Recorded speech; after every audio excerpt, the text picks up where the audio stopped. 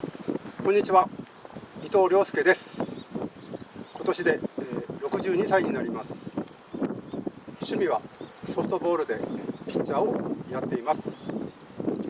今回、酒田シニアソフトボールクラブに入れてもらうことができて、来年からの全国大会を目指して頑張っています。夢は全国大会の決勝戦のマウンドに立って投げることです。応援のほどよろしくお願いします。これからちょっと投げてみますので、もしよかったら自分のピッチングフォームを見てください。よろしくお願いします。